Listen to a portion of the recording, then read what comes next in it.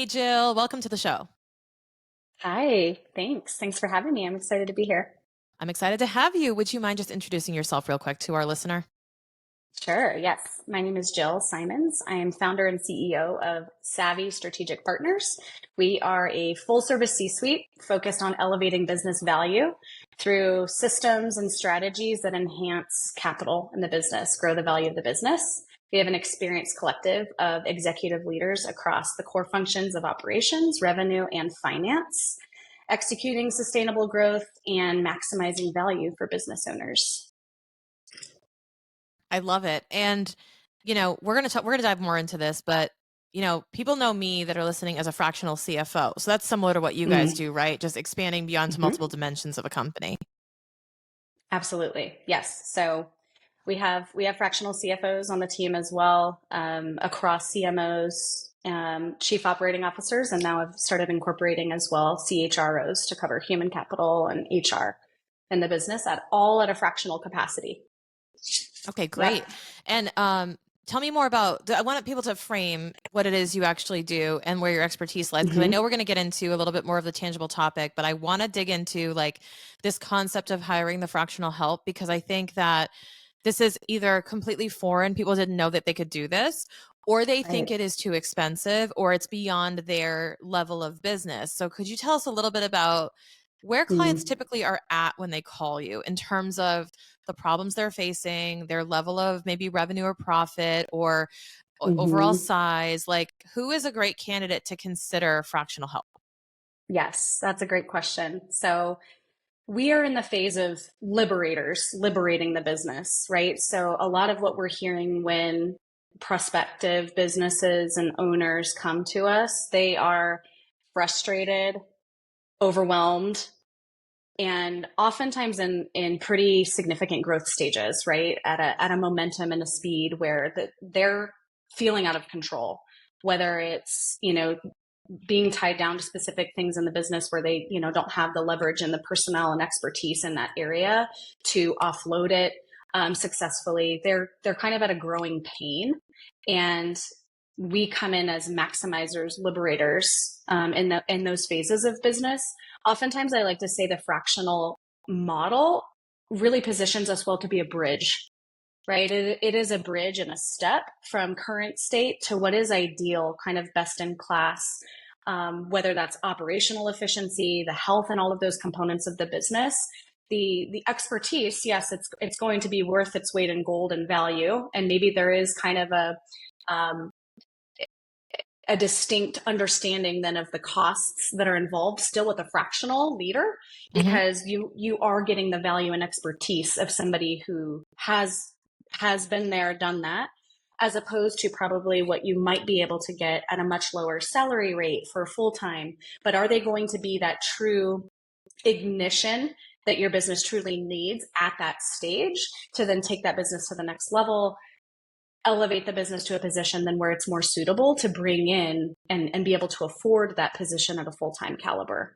So it Yep. really is a stepping stone in the fractional space. Yeah, I love that. And that's why I love serving those clients. But the other part is, Yeah. I mean, there's a couple of benefits to this too. And I want to get into this where some people are plugging in like you pointed out, actually someone came to me and said, "Hey, for your price, I could hire somebody at that rate." Hmm. And I said, "Yes, but you could Hmm. hire a 23-year-old who came out of college for that Right. rate and in my field." And what people don't Hmm. realize is that if you were to hire someone and, like I say, rent their whole brain on your business, I like think of it as almost like parking spaces. Like, you want to take up all the Right. parking spaces in their brain, it's going to cost you, because if you're going to take up all their Yep. energy, if you're going to take up all their energy Hmm. and they can't share it with anybody, like, they're going to charge you their entire worth, not fractional. Exactly. So Yeah. the cool thing is you're going to get a parking spot in this expert's brain that you're Hmm. going to get just as much as what you need and not extra stuff you don't, and Exactly. be able to get it at that reduced rate. And I think when we reframe that, myself Hmm. included, I've tried to say this is how much we cost, and people just continuously say that's really expensive because I could hire someone for that rate. And I go, yes, you could hire an intern that just graduated their undergrad bachelor degree. but you Mhm. have in here a 16-year seasoned CPA, you have a 15-year seasoned accountant, right? So Yep. I'm like, this is very different. You're getting three people for that price, and you're getting three experienced people, much like what you do, right? You have these different Mhm. experts in their fields, Right. plus leveraging the experience they have with other clients of theirs. Because I'm sure Exactly. they're learning lessons rapidly from other clients who are making mistakes, and then you get to benefit. Yep, exactly. I think it's looking at it from that lens. I love how you use the parking space kind of analogy, because at a fractional basis, the expertise is honed in, right, on something very specific, and it's strategic execution and somebody's genius. And I think oftentimes business owners or, leaders in that will confuse or have assumptions that more hours out of somebody, more involvement in other areas brings more value, where it's actually in complete reverse, right? That level of expertise and focus that's unmatched ensures that you have a precision drill, right? It is Mm-hmm. somebody that can truly take that focus and excel in one area, as opposed to kind of a maintenance mode, getting more bases covered, eggs are in more baskets. It is more of a focus. Oftentimes, Yeah. and I've come in a full time capacity in this position before, integrating the core functions and at the helm as a COO of a company. Guess who was catching things falling through the cracks and taken away from strategic driving, executing on the business plan, higher level strategic moves? Me, right? Yeah. Well, I have the time. I'm here. This is primarily an HR issue. This is primarily something, far outside of scope or very administrative in nature, because the capacity was there. And Yeah. so at that point, it's shooting yourself in the foot, I think, with that assumption, then that more hours or more time at a cheaper rate is going to get you further, when in Yeah. reality it's the exact opposite. It's almost So like the analogy of a vacation home and timeshare. It's like if you really only yeah. need it, you only really need it in January or for spring break, then you're just paying for it the whole year for the solace knowing that you can show up at spring Hmm. break. Or Hmm. it could cost you less. You could go in with four friends, get a vacation home, and use it different weekends, and Yep. no one suffers.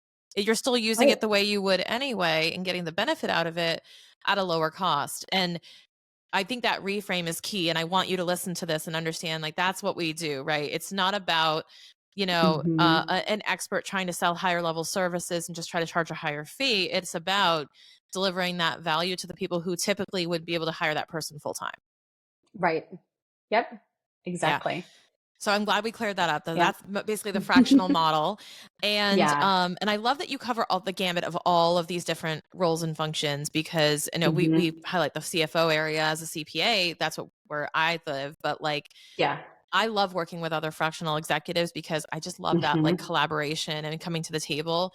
I'm curious, Yeah. do you serve clients like as a team? So like you have one client that may have multiple fractional executives that actually meet in kind of boardroom for Yep. that client. That's awesome. Yep. Exactly it.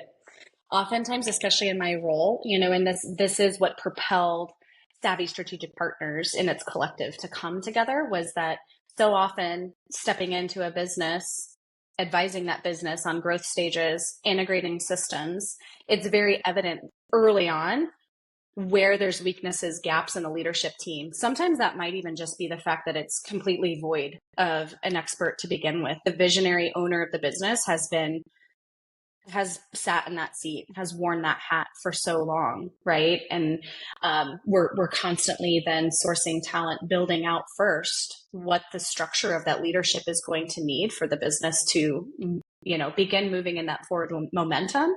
So rather than reinventing the wheel each time and constantly hiring, whether they were fractional roles or not, several of these partners of mine, CFOs, CMOs, I've brought on to clients in that process and thought, why not do this again? Right? Why not you and I create this engine of proven ability, collaboration together, good rapport. We get each other, like dream team, dream leadership team. Yeah. So that's kind of how the foundation of it started. So yes, I mean, that's often kind of the intent I'm going in with. Obviously, my intent is always to best serve the client. Of course. There's definitely times we're referring something out because maybe there was a specific industry fit they were looking for. Maybe it was a personality thing, all of those things involved.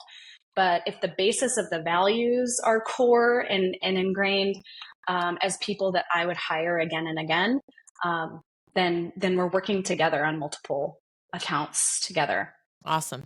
And we're going to get into this, which is the enterprise value and how to actually enhance enterprise value through all these different dimensions. But one thing that we were talking about as we were leading up to the episode, we were talking about what we call the intangibles, which Jill is going to actually really lay out. But we were talking about how there are often these things overlooked by business owners because they tend to go to the hard data. They tend to go to I mean, I love it because that's where I live, but the financials, the metrics, the KPIs, the data points, which are insanely valuable because data can help you make decisions. But there's a lot of things that are outside of the black and white numbers. There's a lot of other, I call it kind of softer qualities, if you will, a little bit harder to manage and to measure Yeah. that we're going to go through, and how your team also helps with that too, because I think that's actually really where a ton of the value of the fractional help is their experience with these things that are not as, I'll give you an example. Cash flow. I can help you fix your cash flow because I can measure cash flow now and tell you what makes cash flow better or worse, and then go do those things, right? That is Right. kind of black and white diagnostic and go forth. Here's my advice, right? But there's so many contextual nuances and there's so many Yes. colors to paint in there. And it's so much more complicated than that. And I want to frame it that way to say, like, we're going to color in a few of those lines for you because it may seem very transactional and simple. Hire this person, they help me fix this thing. There's a lot of dimensions. So let's go into the Yeah. intangibles. You put them into categories. Can you kind of hmm outlay those Yeah. categories and what they mean? Yeah, absolutely. You shored that up beautifully too, by the way, in terms of our objective here. So, intangible capital, right? What are all the intangibles outside of this concrete top line revenue, cash flow, cash in the bank, profit margins, right? Hugely critical, of course. But the key is the fact that enterprise value does not solely depend on that. And I think that's the misunderstanding or misconception oftentimes, or business owners know this and they just have not found a way to crack that code and understand strategies and structures in place to actually move the needle, measure and move toward those value areas and intangibles in the business. So intangible refers to everything outside of kind of that physical asset of monies, right? Finances that still contribute to the overall value. So this includes things like brand reputation, customer relationships, your intellectual property, the culture of your company, collective knowledge and expertise of the team. So unlike the intangibles that can be easily quantified, like you said, in numbers and metrics, the intangibles are difficult to measure, but they're crucial for a company's competitive advantage, right? Yeah. So of those four categories, because they call it the five capitals, so finance being one of them, of the intangibles, there's human capital, there's structural capital, customer capital, and social capital. So of those four, we can drill into the specifics of each of those. Do you want me to kind of go through one at a time, or Yeah, I want to uncover would each that of these be? because it may not be as evident, and actually it isn't to me Yeah. necessarily what falls into each of those, but I also want to point out that, guys, tangible means touchable. That's really what it hmm means. Physical, hmm touchable. Tangible is like you can look at it, touch at it, feel it, and it's typically money, assets, machines, hmm equipment, houses, things like that, inventory. Those are tangible Yep. assets. When we talk about intangible, they're what I call conceptual assets.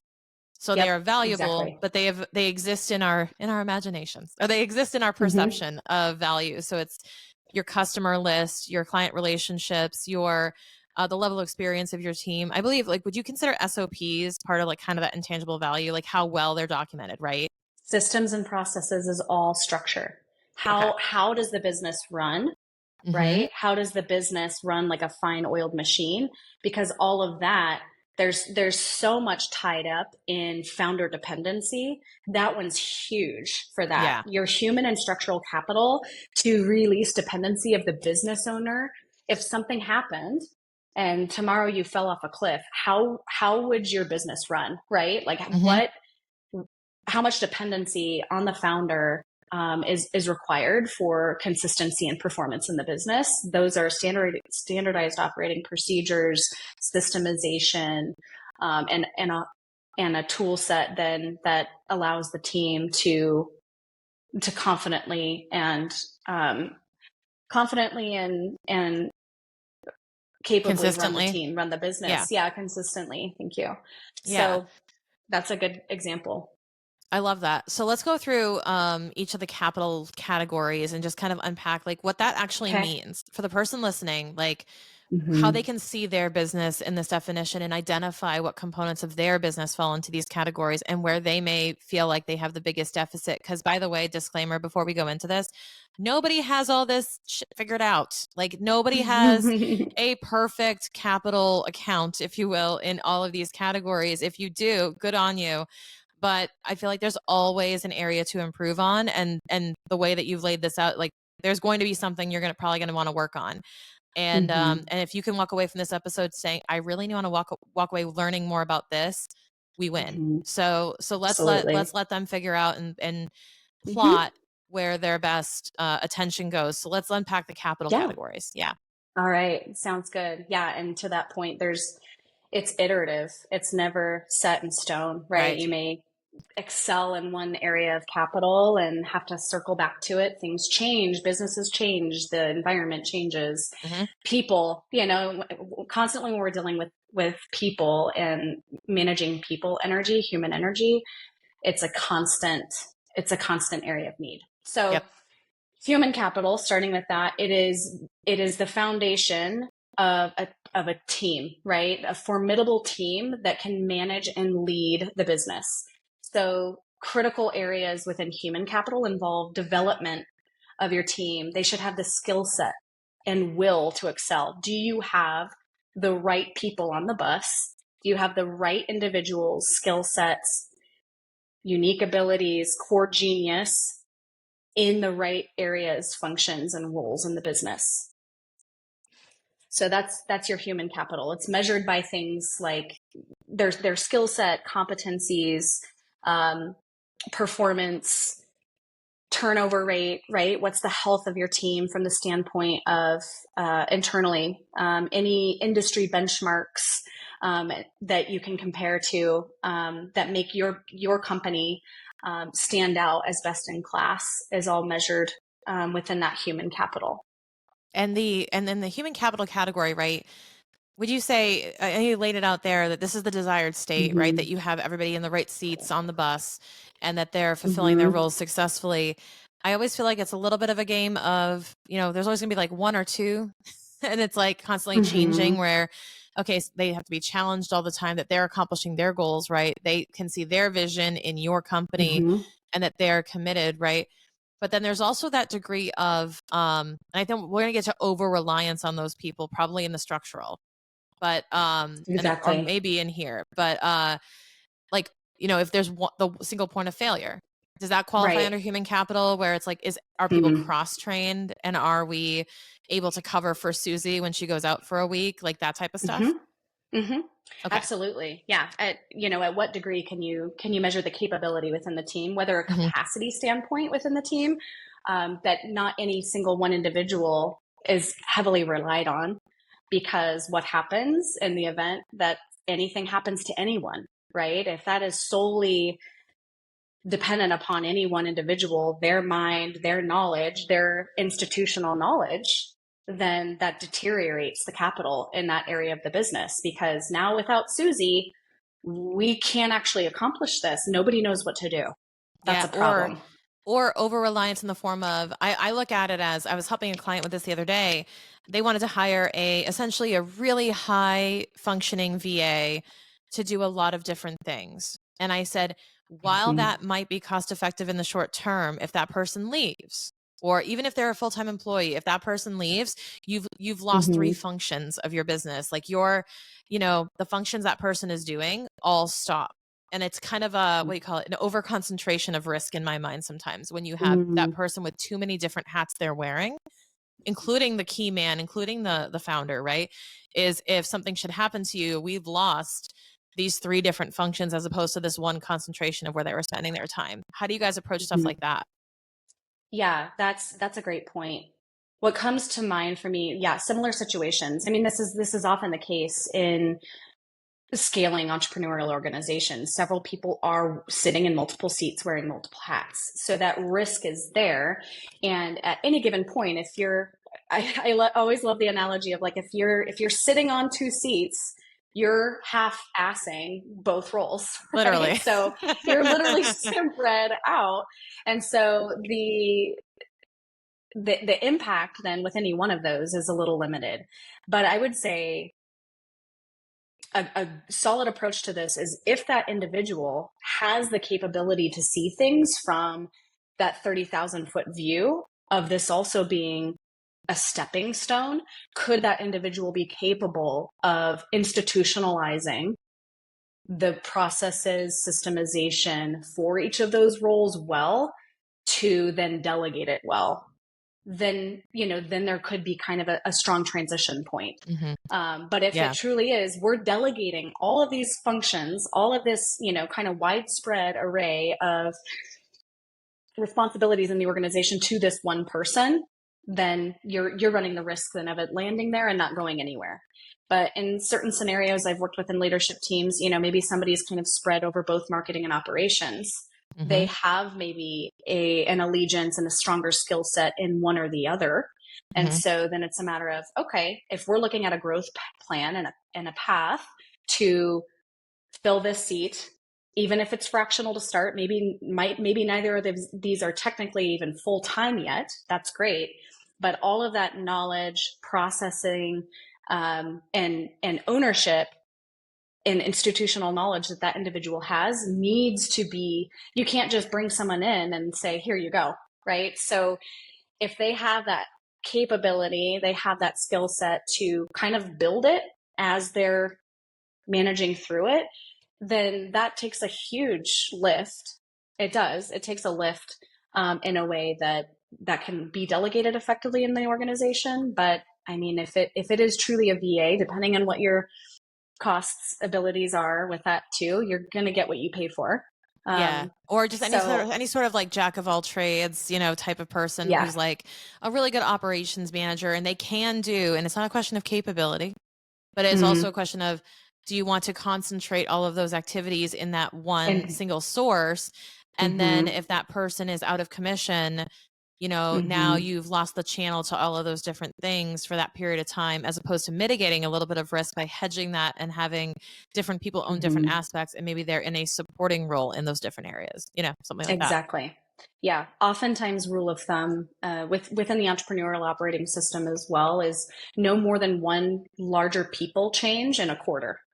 So if you look Mm, at it from that viewpoint as well, you could honestly look at it from a role standpoint. We're not making yeah. any major changes across multiple roles in the organization without full capacity and effort and energy going to doing one of them really well. What is the highest priority? Let's start there. So even if that were, a jack of all trades, there still needs to be kind of a weighted criteria, right? Of Hmm. where they can put more of that energy first, because if they're also spread across, if it's one individual and one source fixing all of these areas of the business, then it Yeah. takes longer, it takes more effort, and we're only putting in, Yeah. the impact is slower to realize.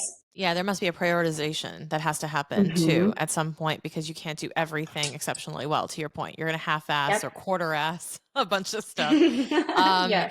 so with that, I want to move into structural because I feel like in this kind of Mm-hmm. internal capital, it's a good transition into structural because I feel like this is something you can control internally.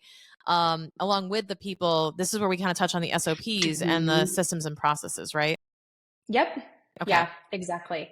Yeah. So structural capital is systems within the organization, processes that we follow just in the doing of business, right? This ensures that the business runs like a fine oiled machine. It ensures consistency, excellence, behavioral excellence, performance on a consistent basis. So it's measuring, when we talk about measuring of capital, It's outputs, time, ratings, right? What kind of, how are we measuring performance and consistency from the individuals providing a product, providing a service, and ensuring that we're constantly iterating, owning, and making sure that that structure is there to ensure that consistency and performance. Yeah, and I used to work in a manufacturing company, and we had all these types of Mm, terms. We used a lot of like lean methodologies, yep. a lot of the like the Japanese concepts, especially. And one of the things that came up was that we had this phrase, this term, which I never want to use a term from my old corporate days because it brings back so many little memories, but it was a really good concept, which was a turn back. So anytime that you hit a point in your process where you realized you had to go back a few steps and correct something, a mistake was made, or things didn't go Hmm. perfectly smoothly through the pipeline where there was a breakdown somewhere, we had to document turnbacks. And even though we were not in the manufacturing floor, the entire company had to adopt this concept of every time that you think something's going to go one way according to the process and it doesn't go perfectly according to process, you have to then reflect on, we had a turn back, meaning I like sent Sally an email saying sorry, try again, right, or whatever it was, and we had Right. to document where that turn back happened. And I Hmm. mention this because these things are so hard to quantify when you look at like Right. structural capital, that you have to find a way to measure either when it's going right or when it's not going right. And you have to Yep. figure out a way to identify those. And I think that's really Exactly. hard sometimes because we're in such problem solving mode in real time that we never take that time out to be like, why did this happen? How do we prevent it Hmm. from happening? And how do we build preventive measures, not just correcting? And that's Exactly. really hard for a lot of business owners to do. Yes, exactly. It is hard to quantify by a number. And oftentimes in situations like this, when it is process based, it's executing intellectual property in a consistent way. It's knowledge of institutional knowledge of how we provide the system and service that we do or the product that we do, right? That has to be consistent throughout the entire team.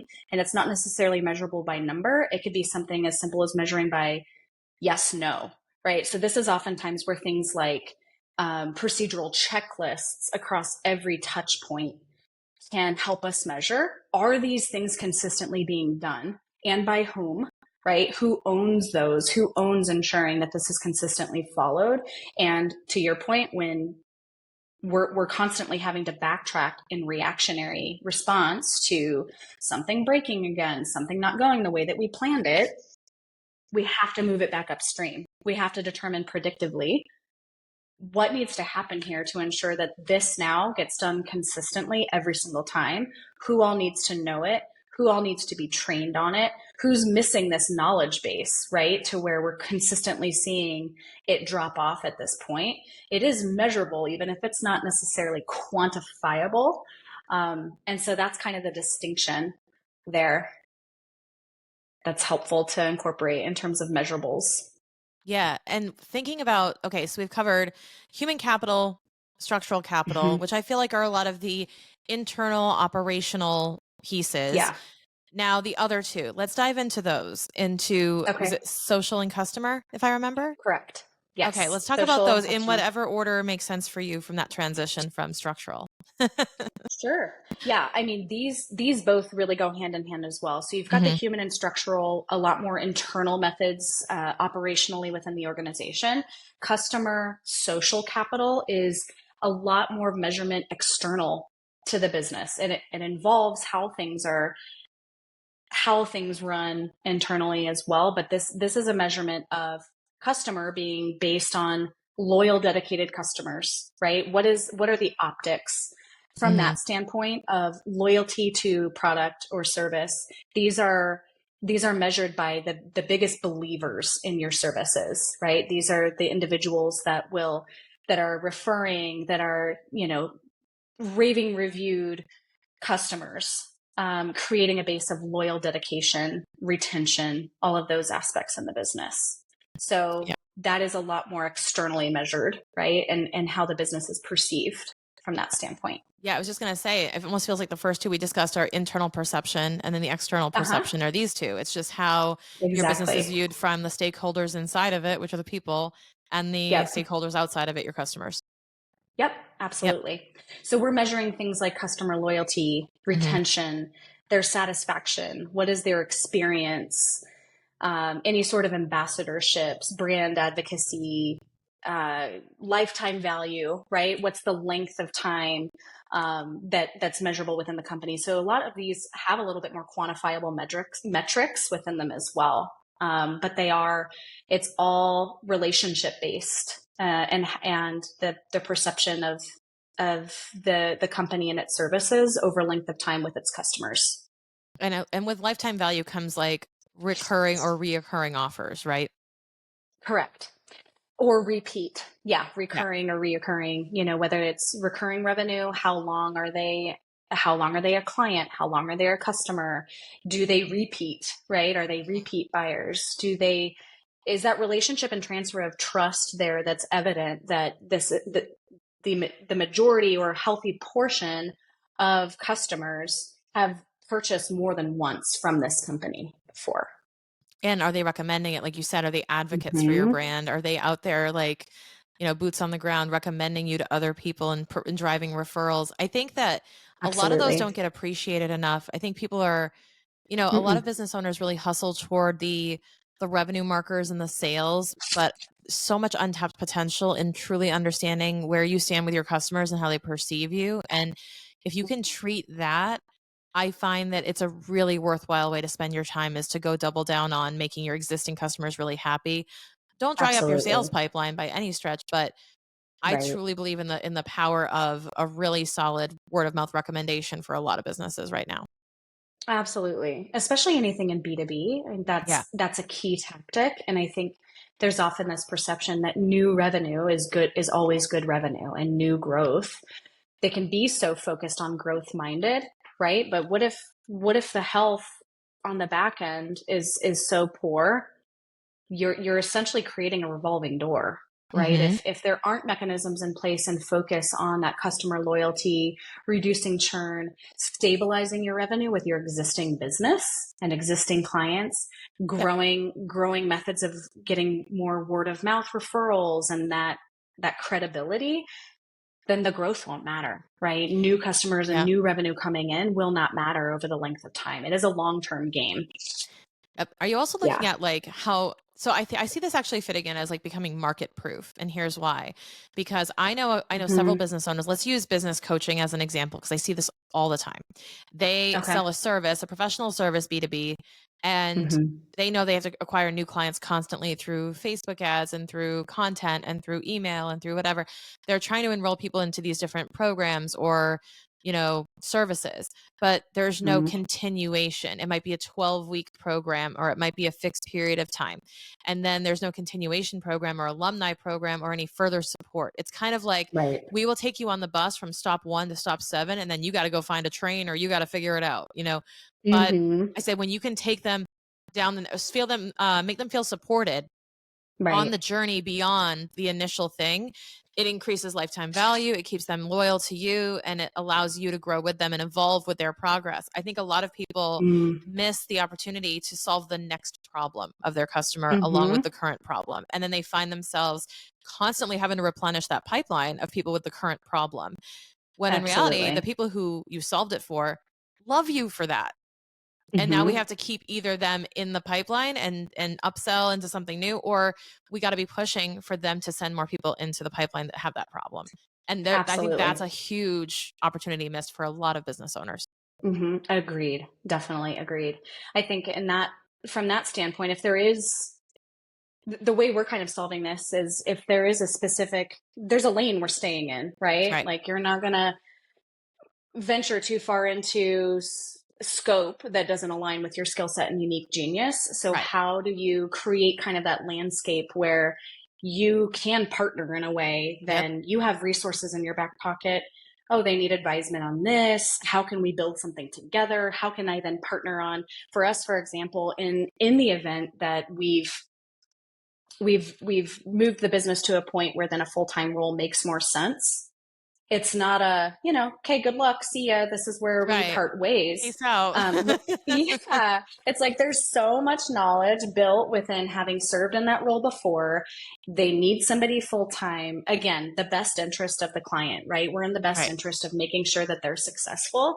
Then how can we ensure that smooth transition and that handoff? We are a part Mhm. of and partnering then with talent recruitment specific to either the operating system model we're on, specific to that, that industry or that role, finding that full-time seat and being a part of that process. Mhm. So I think that where people may be missing that opportunity, think to the next steps, right? Yeah. Long Think about game. the steps before they get to you, think of the steps after they get to you. How can you ensure that you're truly in partnership with them so that, there is a repeatable machine there as well? What if Yep. the opportunity lends itself in the future where they have a need similar? They know that their long-term solution is going to be put in place by somebody who is, thinking of those steps ahead with them.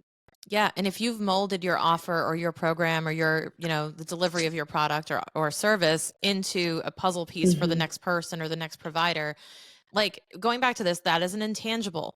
The Yep. relationship that you have with partnering organizations is an intangible. For a Mm-hmm. healthcare provider, the relationship they have with insurance providers is an intangible Yeah, because it exposes them to more customers. You have to be thinking about the things that are not on your P&L, that are not on that exactly. thing, that it's like, but I have these relationships, and you have to put yourself in Mm-hmm. the position of an investor or a buyer and look at your own business through the Absolutely. investor lens of what helps me reduce risk here? What helps me? Because every investor, you guys, every investor is just like, how do I not lose money? How do I make Mm-hmm. money, not lose money? Like, and they Mm-hmm. and they immediately go into this area of, well, how could this go wrong? Right? Right. Or how could this grow? Yes, but you're also being skeptical of where could this possibly go wrong? Where is there a lot of risk? Where is there over reliance on certain people, the owner? You have to Mm-hmm. look at this from a dimension of an investor. Is that kind of how you guys approach it? Is say, like, let's talk about, you know, Mm-hmm. and we talked about this a little bit. Like, I call it mitigating risk. I know you're looking at enhancing capital, but I think we're moving in the same direction. It's just kind of speeding up the vehicle, whether I say release the brake or you say hit the gas.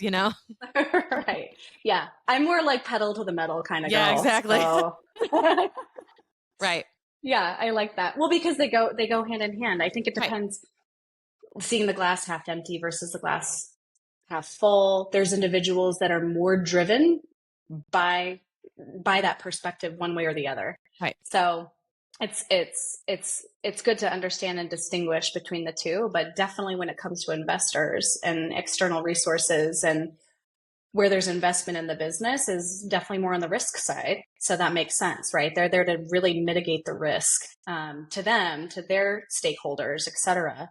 But then, as far as the drivers and the motivation internally within managing that team, they have different drivers, right? And Hmm. and so maybe it's the other side of the coin then is here's all this risk we face. And to them, to the business owner, it may just be here's everything you could be walking away from on the Right. table if All the we were to opportunity. put our all the opportunity if we put our energy in this. Same as It's the any same. investment really, of like let's say a capital and tangible investment of a home. This is often used as an example, right? When you're going to sell your home and okay, I understand market value comparables. Here's what we invested into this property. Here's our, mortgage. Here's how things are looking now today and what it's estimated at. Well, what's the urgency there? Are you really trying to get something more out of the value of the home? Then, there's opportunity then on the table for renovation, improvements, improving then that asset to then increase the value and ROI even more than you would have if you just left it at face value. So you run the risk then of, not really getting what you want out of it and kind of just, this is what it is versus here's all this opportunity though to make it better, to maximize it. Yeah. And you know what So happens all the time when you do that as a homeowner? You go and you say, well, to increase the value, like we have to redo the master bathroom and then we have to go and we have mhm. to fix this and stage it nicely for the photos and clean it up and do the landscaping and do this. And then you go, it's a pretty freaking Mhm. nice house now. Yes. and I you love that. go, You're like, I don't want to leave. right. And then you don't want to leave because you've just made it attractive to someone Hmm. to live in. And Yeah. you're your own customer because you're human, and you Right. go, It's it's a it's nice love it or house. list it. If you've seen that show, love it or Yes. list it, right? Like Yeah. you either make this house my dream home, you make this business my dream business to run. It's valuable. I'm not chained to it. I'm not exhausted. Or I'm going to sell it. I'm going to list this home if it still But doesn't check all these boxes. regardless, And you're doing then the you've same got, thing. yeah, you're instilling value in it. Hmm. Oftentimes, then, of course, any business owner wants to run. I think of the intangibles, think of it as like health, right? You have a Mm. healthy structure, you have a healthy company. It's thriving, it's moving, Hmm. it's not, it's not an endeavor you're on your own. And That's so a good then they one. want to run a healthy business. And Yeah. so Yeah, I agree. that's And the end goal, regardless of if they want to sell it, regardless of whether they're trying to get more out of their investment in starting the business. The key is just recognizing the fact that focusing on all of these intangibles make it then something that you turn around and start realizing how much fun you're having, how much yeah, of a business that is that you want to run. you know what? It's such a good analogy that just came up for me was when you said health. I was like, oh my God. So the Mm, tangible data driven metrics is like weight, yeah. BMI, calories, Mm-hmm. inches, your size of clothing, whatever that you see. And you're Mm-hmm. like, that means something to me, right? I'm moving in the direction of my goals or away from it based on what these numbers are telling me. But Mm, then there's strength, cardio right. health. What you There's eat. what you eat, how you feel, like Mm-hmm. how often you get sick. And there's all these other indicators of health Mm-hmm. where, like, me personally, I'm considered overweight and obese by some standards, which I think is fucking crazy. But Yeah. but I feel amazing and I have amazing strength and I work out all the time. And I go, because that is an intangible health indicator of like, you're actually super healthy, but by these numbers, you're whatever. And it's just like a business, which to say Mm-hmm. there's the numbers on the scale, if you will, the measurements. Yep. But then there's these intangible measurements of, but like, I've never felt healthier in my life because I walk every day. I don't get tired running. I can lift and I can function and my back doesn't hurt. Like, those Mm-hmm. are actually great indicators too. I think that's a fantastic example. Yes, I love that. That is such a good example. Yeah. It's Because exactly right. It is health in those areas, and those can be measured and attributed to specific metrics. But right. until we understand the feel, it's more conceptual and how much those contribute to those metrics Well, still. and what are you willing to do? This is the other thing. Think about like, Mm, I remember I grew up in the 90s. So I remember like, what are you yep. willing to do to change the number on the scale for the superficial number of your health to be a certain spot? Like, how obsessed were you over a Mm, superficial number and you yep. disregarded the internal intangible health? And this is what business owners are doing. They're going to be like, hiring and cheating and trying to cut corners for their revenue number or for their profit Yes. number. But at the end of the day, I go underneath all of that though. You have complete market volatility. You have an unreliable offer, no human capital that's sustainable. And there's a lot of stuff beneath the surface Mm-hmm. of this financially perceived successful Absolutely. business. I'm sure you see that all Yep. the time where you go, wait a minute, uh, Mm-hmm. underneath all of this, it's actually foundationally not sound. Yeah. What are you willing to do, and what makes you happy? Yeah. What's going to actually make you happy, right? The numbers on the scale, the number of your revenue. Why though? Right? Like Mhm. ultimately it's like, what are the drivers enforcing that? Is it something you still want to be a part of? So if those numbers change, yeah, everything beneath the surface, are you enjoying it, right? Like can it sustain? How much are you going to? Well, it's functional benefit Exactly. versus what's for show. Mhm. Yep, Yeah. exactly. Yeah, man, we're full of really good I analogies. I know love this is it. getting me going where I'm like, this makes so much sense though. But like, this is where like, you guys know I love the analogies, but like, this helps me explain the concept so much better. And I'm sure Jill agrees. Like, these types of examples where I'm Mhm. like, if you don't understand how a business operates fundamentally and all the different like working pieces and cogs and gears that are in here, then a great example Mhm. is your body. Like, it's exactly like this. It's just like the intangible indicators of health and strength that you can't see on a human, but are underneath that when the time comes to get something done. You know what I mean? Like Right. those things show up Yep. and they benefit you when it matters. And I think a Hmm. business is the same. You've got to treat the business with respect and grow it and know that it's not always going to show on the outside, but it's going to benefit you. Absolutely. And hugely. I think we could talk about too, if there is time, Yeah, ways that each of those intangibles do actually affect the top line. They do actually affect profit they margin. do. They do affect cash flow, right? If there's not structure in place and human capital all bought into this importance of cash flow in the business, and we have no structures to manage that, monitor that, inform our decisions on that, then it's going to run on its own little island, right? But Mhm. if we look at it from a holistic perspective and what we're doing in those intangibles, absolutely they contribute then to the financial story. They do. Yeah, Just absolutely. like just Let's like if touch you're on that. yeah, yeah. Yeah, let's Well, touch on and we that for a haven't little we bit. haven't finished social capital. Oh, that's true. I don't Yeah, know how social much we want to go into capital. that Yeah, first. social capital and customer capital do go hand in hand. But yeah, let's wrap up with social capital and Okay. just touch on how especially some of these, I think customer capital affecting revenue is somewhat connectable.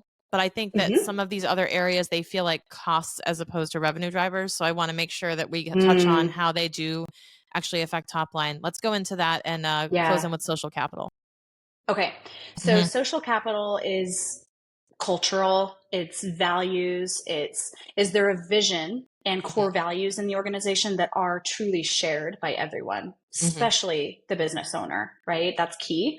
And this begins with everything from your hiring process, continuation through all the aspects of the company, including, the customer's realization of how special they are. So it's in treatment of that social interaction, those relationships, those partnerships, internally, externally within the company.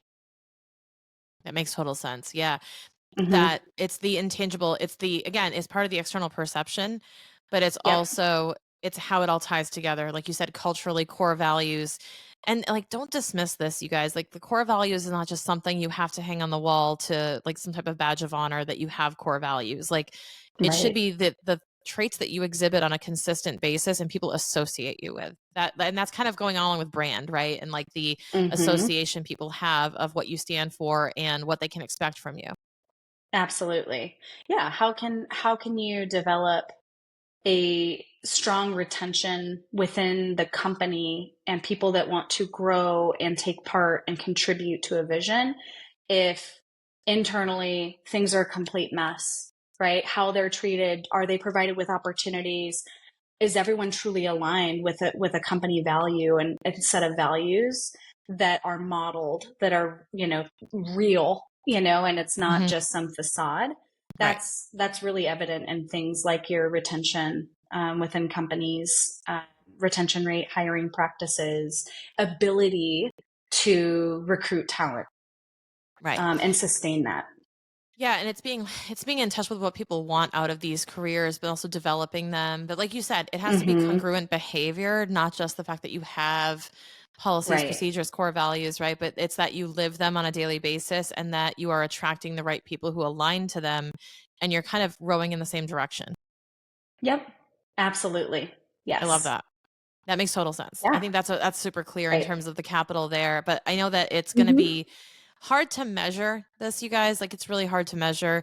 There are going to be some things that like you said are the binary yes nos or like surveys or scale of 1 to 5 type of stuff like which can be cringy at Hmm. times depending on how it's delivered, but you have to make sure that you're able to notice even if you're measuring when something is an indicator in the other direction and minimizing Right. those. So sometimes it's just Right. knowing how can we notice when this is not happening and minimize those occurrences. Absolutely. Yes. Yeah, Yep. I love that. perfect. Now let's talk about the impact of all of these to the actual money in the bank. Hmm. Right. So, I mean, I think as we said it earlier, I mean, some of these are external versus internal. If we're looking at, say, human capital within the team, the abilities within the team, let's say, for example, expertise in certain areas, is the company able to generate revenue, sustainably without the owner, the founder? right? That can be measured in terms of a human capital ability and competency within a team member specifically, or their team that is responsible then for revenue driving, right? What is going into the strength, ability, competency of those individuals to then grow, scale revenue, be adaptive in the market in order to continually grow that top line revenue.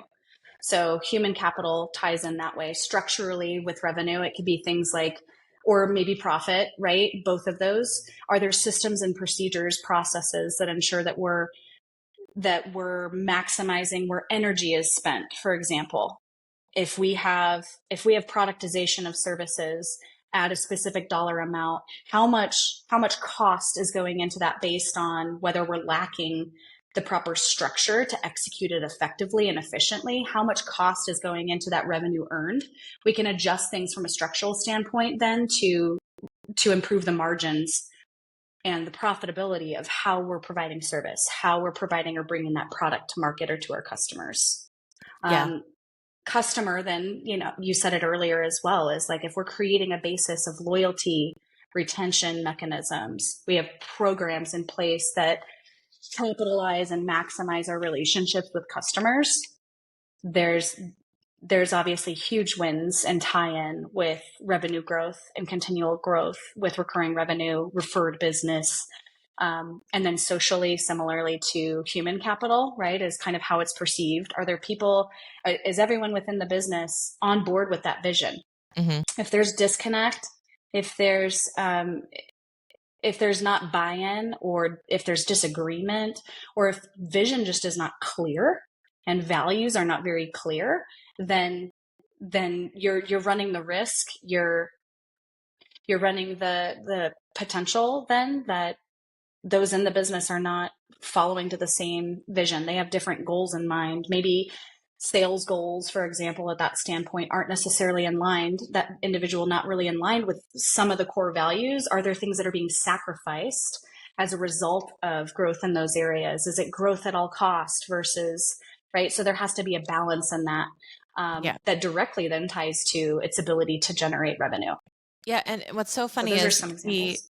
the example there with the social capital in particular may seem like one of the most disconnected of the four. And I'm going to tell you right now that it's not, because if your company, especially if an employee consistently is not prioritizing tasks that they're doing in congruence with the priorities that you've set forth, the goals, objectives, and the core values, and how they're handling problem solving, that is the most expensive problem I think you can have, is if your employees are moving in different directions than you are, because not only because it will end up permeating into a misalignment of the human capital, Right. which then now you have to they paid for their training and structural capital, because if they haven't documented their processes, now they're gone because they didn't align. And now you have that problem and deficit. And this is why you're never going to be perfect at all of these things, because like one Jenga block gets poked out and it affects the other ones, because if you have that misalignment at the social capital structural level, like foundational, then you're going to have the misalignment of human, you're going to have the structural deficit, and then there'll be, potentially negative impact to you externally as well, if depending on like if they're taking customers with them because there was loyalty to that person. So now you've got all of this happening at once, because fundamentally you may not have spent the time and energy to really align on priorities, goals, and values. It sounds fluffy, but I promise you it is the foundation on which all of this other stuff rests. Absolutely. And I have a concrete kind of case study example of this very thing happening, right? Where situation with a tenured original in the team, service professional, right? Kind of guiding project management, really the front facing with clients relationship, left the organization, nothing really systematized, structure missing, right? A huge deficit there with what and how are they doing this in a way that is retaining that customer capital, that loyalty, and ended up taking a large enough basis of the business and clients away that there's a significant impact negatively on the revenue. So seeing it firsthand is very much like, well, the proper mechanisms weren't in place for this to be a shared by all, for this to truly be integrated in a way within and institutionalized for an entire team. There cannot be this, we're not basing our relationships and loyalty off the fact of, success that maybe one individual is able to achieve. How do we ensure that that capital and that intangible is something that is widespread in the company? We are known for it. That's a values thing, right? Is every single person behaving in this way, acting in this way with these values in mind, following this structure, this process, in order that it is consistent. Because there's huge risk the second that individual walks out the door. Not only have we deteriorated the capital in each of those areas, but there is significant impact immediately on the revenue, because those customers weren't loyal to the company. They were loyal to that individual, that person, their way, their method, right? That relationship. And that's revealing, because if any customer is loyal to one of your employees and not you as a company, then you don't actually have that capital and that intangible. Yep, exactly. It's You not don't yours to have that, measure. right? And that means that that's a great gift in the form of a lesson that you have a deficit in that area, and that's something to work on. I wouldn't get complacent with, well, they're loyal to us, and I go, who are they loyal to? Like, who do they love working Yeah. with? Your company or that employee? And you can have one and the same. They can operate in harmony there. But you have to be really clear about, if that employee were to leave, would we be worried about the customer leaving as well? And really take stock of, what can you do to say, no, they wouldn't leave us because it's our method that they're really in love with, and that, they wouldn't be able to do that. It's really Yeah. key. You don't want to be overly competitive or stingy, but you also want to be mindful of, hey, there are risks here that we need to be managing in the process, not just enjoying the impact of it, but going, hey, what Yeah. could go wrong here, and how do we prevent that? Yeah.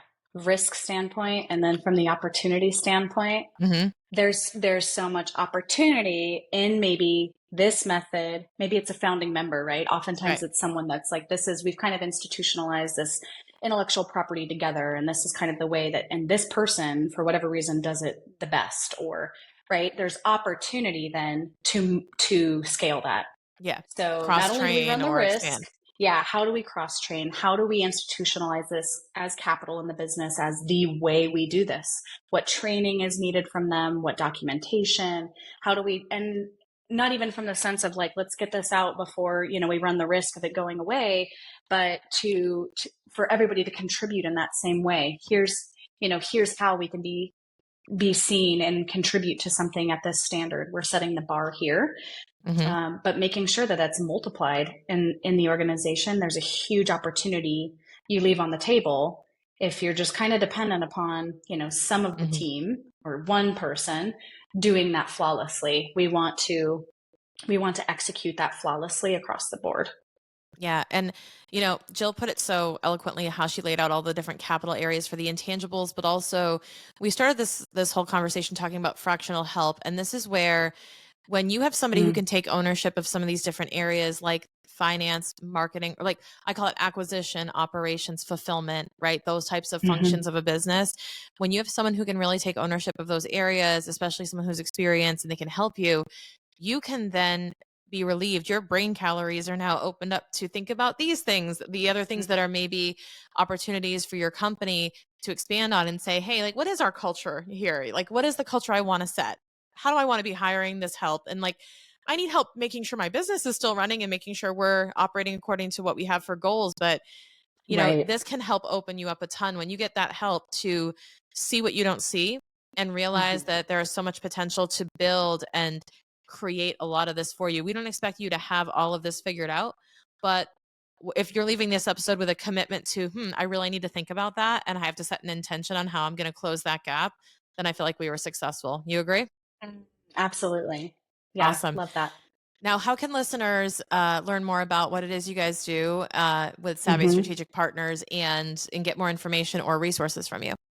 Yeah, you can definitely find me on LinkedIn, Jill Simonds. SavvyStrategicPartners.com is where you can learn more about our team, the services that we offer in fractional capacities across leadership. We do also offer a free assessment. You can take the assessment to kind of get an understanding and pinpoint where you are, where your business is pertaining to these areas of intangibles. And then from there, that's where we come in as resource and guide, in order to kind of guide you on next steps to improving in those areas and growing the most value out of your business. Amazing. Jill, thank you for being here and for this Yeah, conversation. Had a great time talking to you. me too. I had so much fun. Thank you. It was great.